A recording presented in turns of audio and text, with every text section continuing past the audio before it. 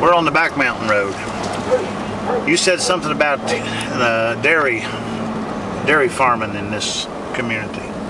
How did that go? A lot of farmers years ago, 50s years ago, they would have six to 9 milk cows, dairy cows, and they would milk them every day, and then they would separate the cream from the milk, and the cream went to the creamery. There was a creamery in Huttonsville, I think it was a Carnation, and it's still there, the building is there, and the cream was sold, and then the milk, what they call skim milk,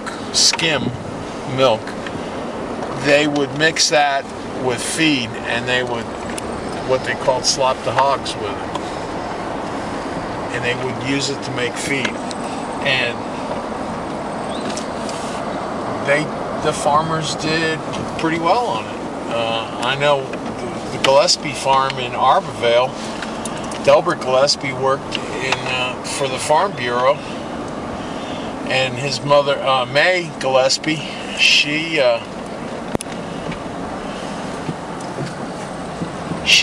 raised, I think 8 or 9 kids, sent all the children, raised them, sent them through high school and college on 9 cows, and she ran that farm herself. Huh. Well, my dad had one of those. Milked them twice a day. Minimum cow dairies. And milk the cow and by hand. No such thing as having a milker. And yeah, they had a cream separator. Yeah. And it was amazing how that cream separator would work, you know. Yeah, it ran on centrifugal force. Yeah. Like actually, it was probably just a centrifuge, wasn't it? Yeah. Separated it. And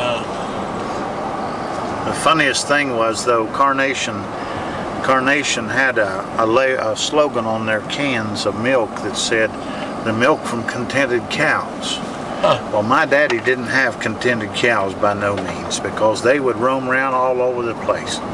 We'd get a call they were over in Watson Underwood's garden.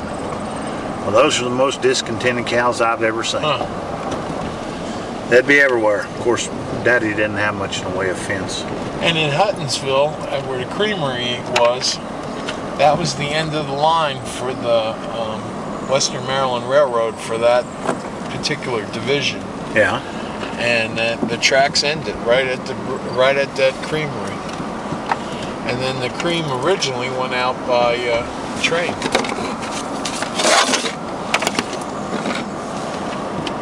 Well, now, they would put them in cans. I guess they were 5-gallon cans. Yeah, and they had to keep that at a certain temperature. Yeah.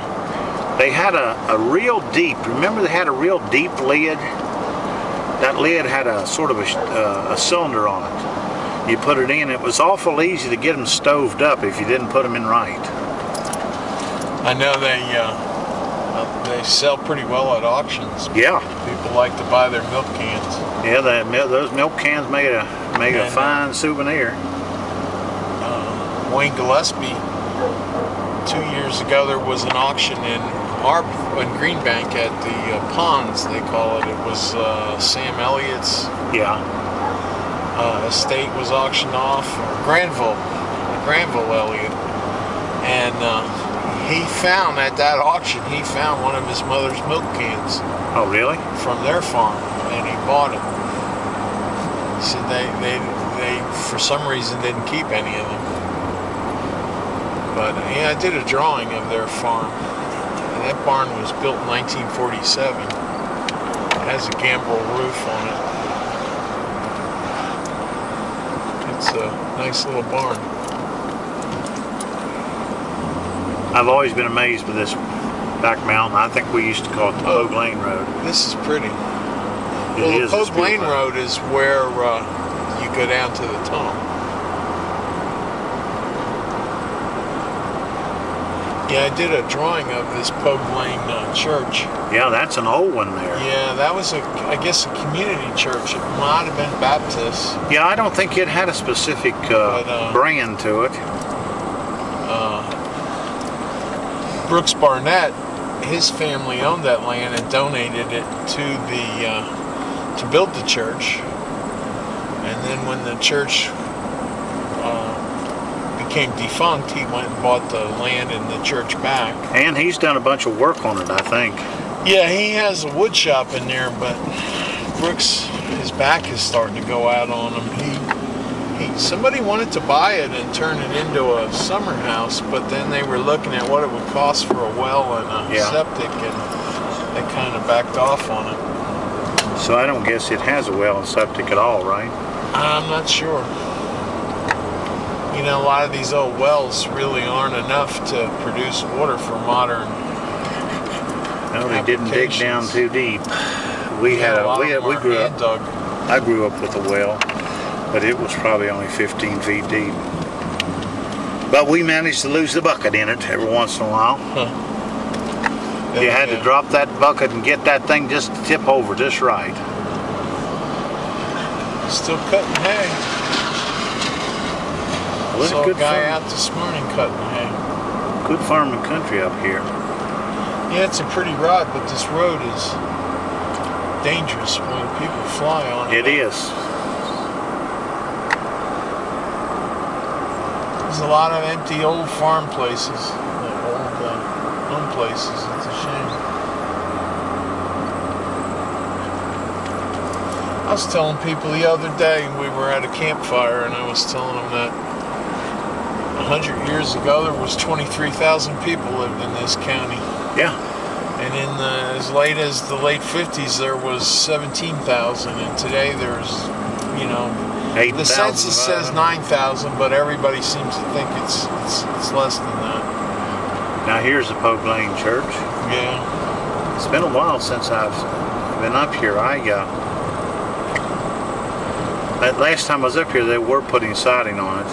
Yeah, But then he spin around through the ladder anymore in his. Oh, he's still working on it. Yeah, that's okay. Pope Lane Church. Yeah, I gotta get the right road here.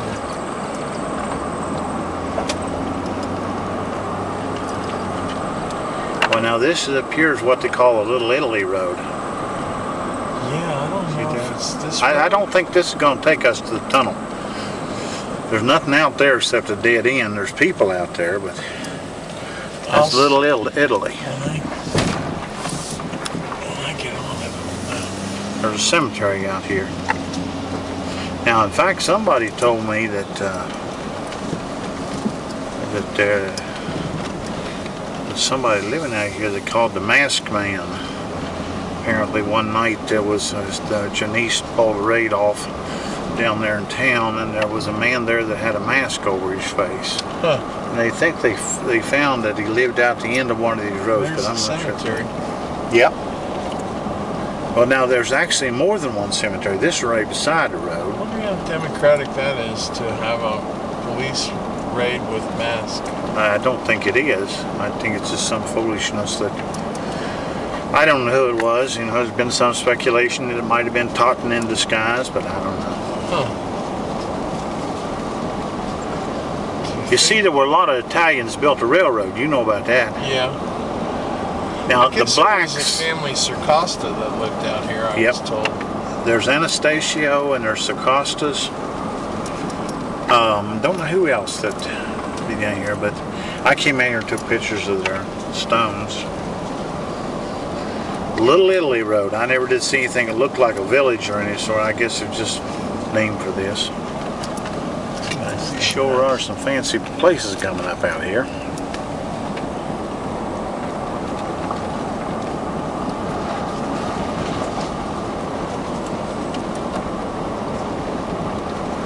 I think Doshi Webb lived out here at one time.